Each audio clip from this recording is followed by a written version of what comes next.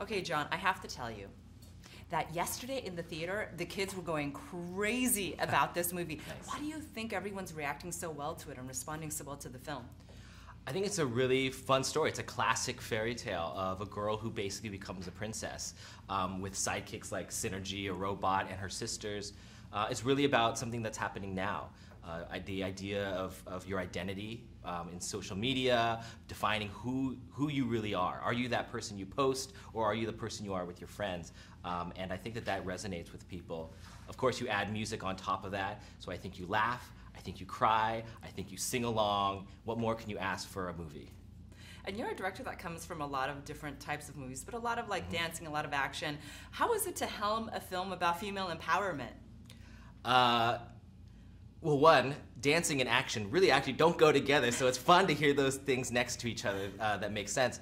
But it's great to hear people's reaction to this. I think that for me, I grew up around females. My mom's really strong. I have sisters all around me, and they all danced and they all did creative stuff, and I was just tagging along. I was the youngest. And so for me, it was a part of my life. And so as we go into this movie, it was really important for me to really feel the family dynamics, to really feel the sisterhood, and to really understand that it's that support that is the most important thing in life. It wasn't fame. It's not actually glamour, glitter, fashion, and fame. It's actually the people around you. It's the stuff that stuff touches. It's your sisters, it's your dad, it's your mom. So that's what I really wanted to get across. Yeah, and you got that with the family and the human aspect and the emotional aspect, but you also included a lot of social media components to it, like a lot of videos from fans. Can you talk about that a little bit?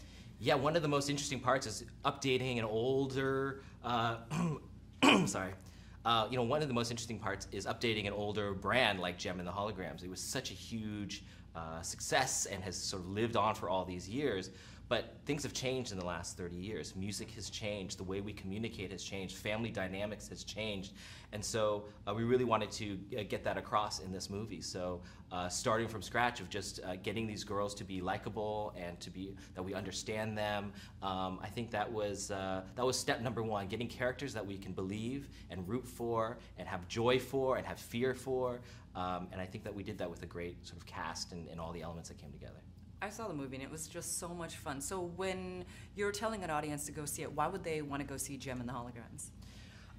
Well, I think that it's really fun. I think that when you go to see a movie, it has all the elements you want to go. I think you can bring your family. It has a great message, and it deals with things that we deal with now, like social media, that we have this identity that everyone's on it and everyone's figuring out, in a weird way, everyone's going through an identity crisis of like, who are we as a country, who are we as a world, and we're defined by what we're putting on the internet because that stuff lives forever. And so to me, that's all those things I think people will relate to, and I think will be a sort of a stamp at our time right now of where we are, because of course things will change in the future as well.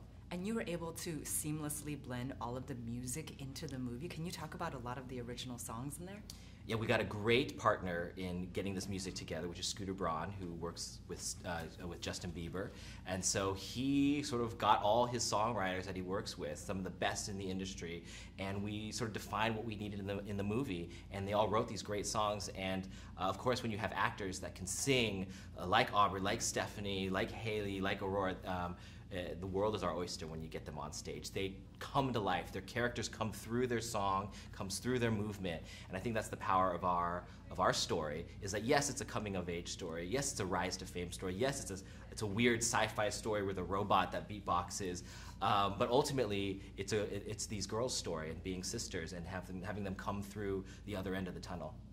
Perfect. Thank you so much. What a pleasure, Jon. Thank you.